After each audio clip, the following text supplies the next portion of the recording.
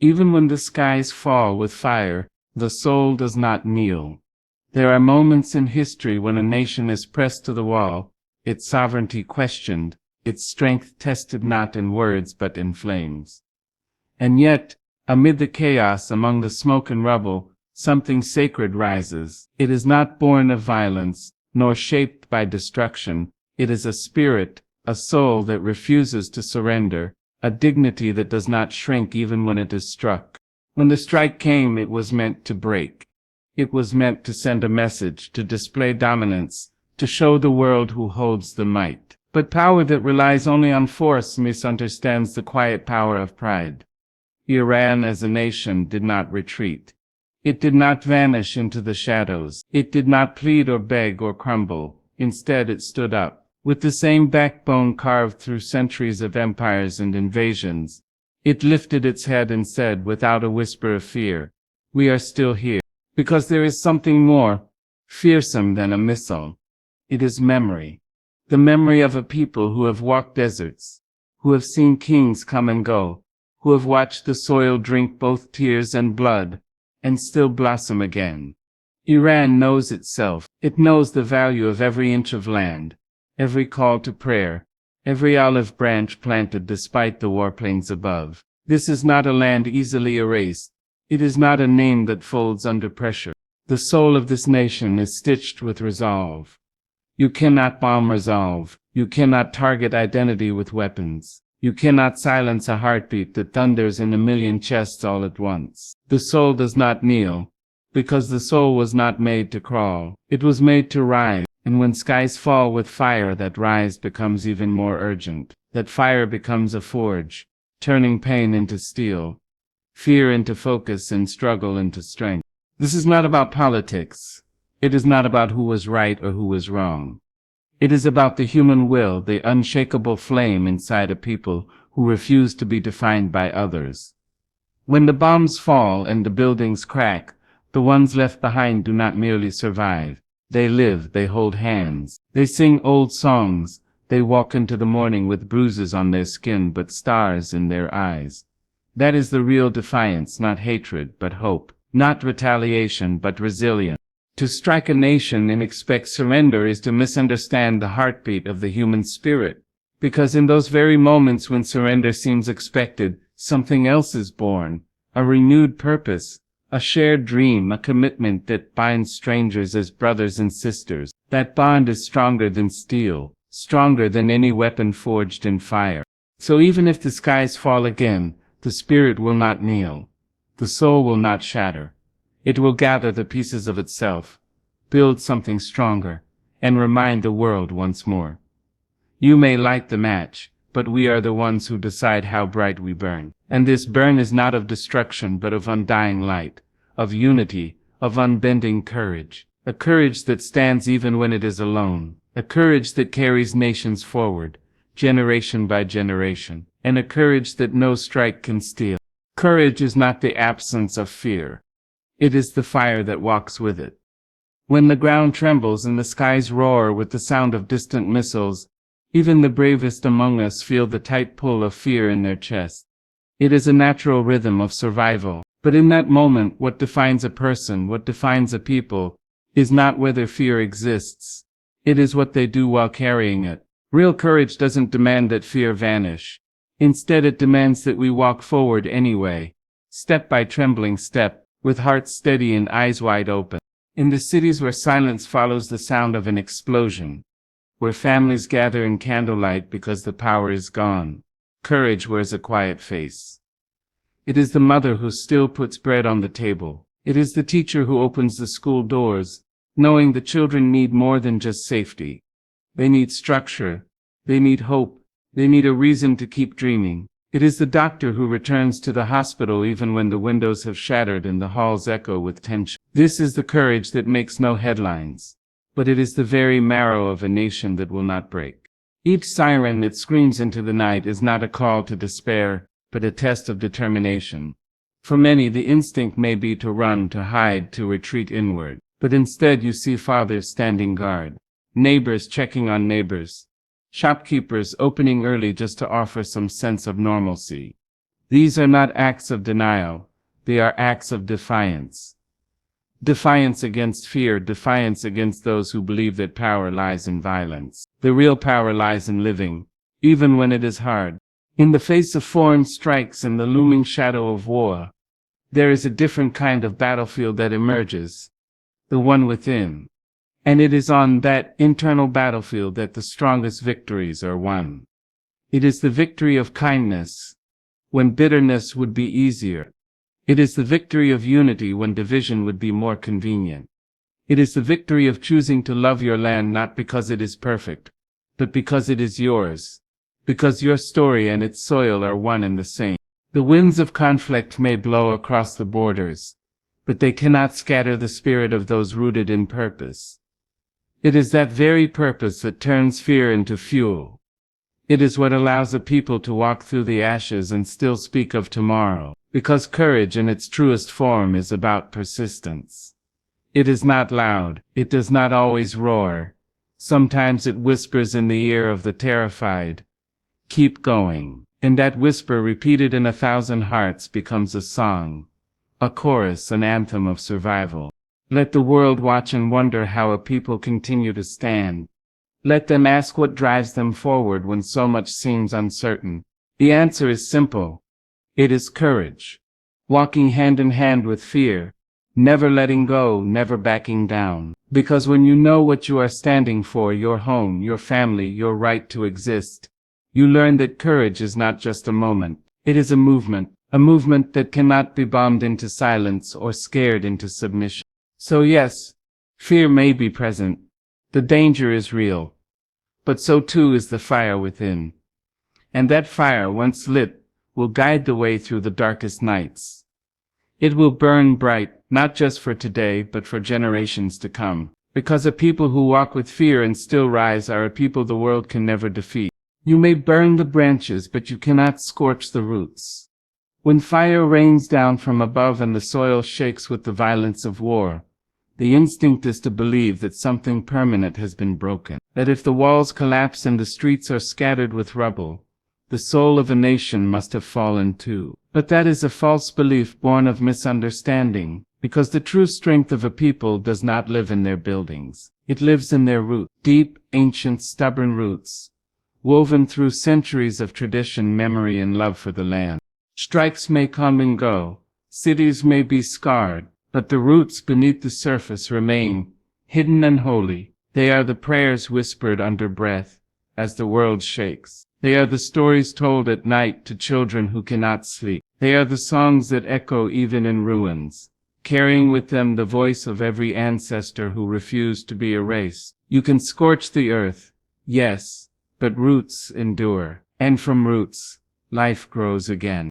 Iran is a land of those roots, a land that has stood through empires, through revolutions, through invasions and isolation. It is not unfamiliar with pressure, it does not fear fire, for it has walked through it before. This nation is not built on the temporary, but on the timeless. Its strength comes not from weapons, but from its people. People who rise each day not because they are not wounded, but because they are willing to heal and to protect what matters most. You see, resilience does not deny suffering. It does not turn away from pain. Instead, it looks at pain with clear eyes and says, "You will not define me." And that is the quiet power of a country that refuses to bow. There may be moments of mourning, of anger, of silence, but even in those moments the roots are growing deeper. They stretch past politics, past explosions, past the headlines. They connect grandmother to granddaughter, poet to soldier, farmer to scholar.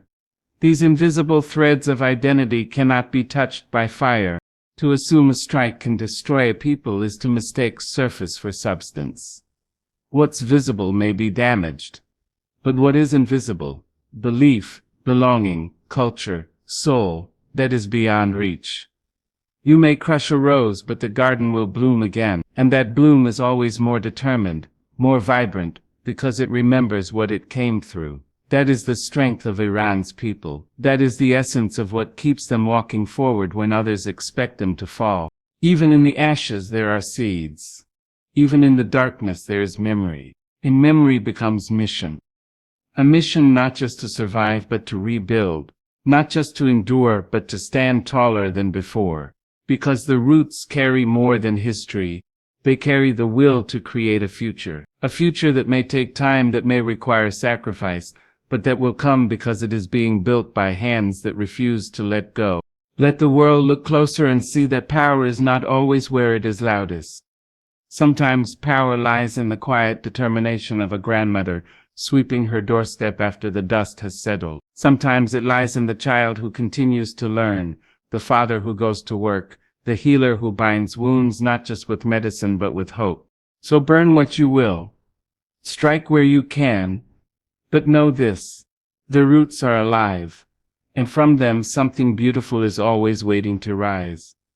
Not in defiance of destruction, but in remembrance of what no destruction can ever truly touch. Let not the story be told by those who never lived the pages. In every war, in every act of aggression, there are always voices from afar. Commentators who craft narratives, headlines that scream judgment, and outsiders who speak as if they understand the heartbeat of a people they've never met. But truth does not live in the distance.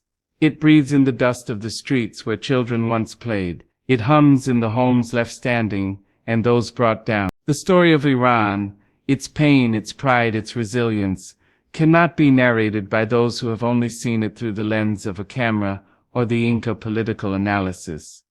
It must be told by those who carry it in their bones.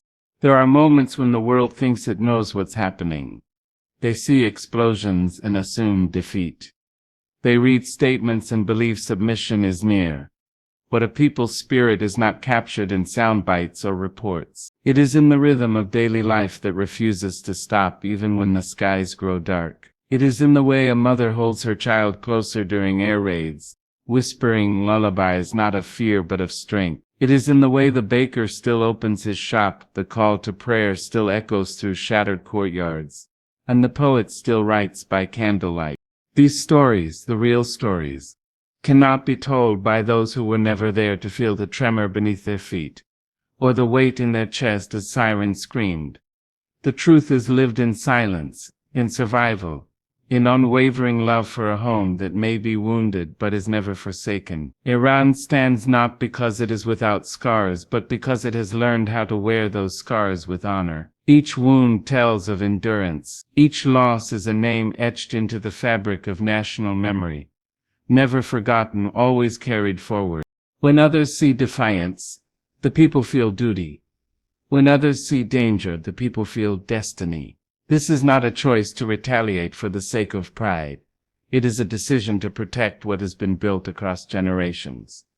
Culture, faith, heritage. These are not just abstract ideals. They are living things. They reside in the food passed around a table, the verse recited from the lips of the old, the prayer rug laid out at dawn. You cannot strike those things with missiles. You cannot reduce them to rubble. And so, let not others speak as if they understand. Let them not craft tales of submission or shame. They were not the ones who stood in the cold to donate blood, who formed human chains to carry the injured, who lit candles not for mourning but for unity. The voices that matter are the ones rising from the heart of the storm, the grandmother comforting her family, the young man sweeping glass from his shop, the girl writing poetry in the margin of her textbook, while the world waits to see if she will break. The world must learn to listen, not just to the noise, but to the stillness. To hear what can't be spoken on television or captured in political briefings. Listen to the heartbeat of a people that does not stop, no matter how loud the chaos. That heartbeat is the story. That heartbeat is the resistance. That heartbeat is the truth that cannot be translated or interpreted by outsiders. So let them watch. Let them wonder. But let us be the ones who carry our own story forward. Not with bitterness, but with clarity. Not with vengeance, but with purpose. Because only those who have walked through the fire get to speak of the heat. Only those who have lived the pages get to write the next chapter. And it will be written not in ink, but in courage. When a people rise in unity, no weapon can pierce their spirit.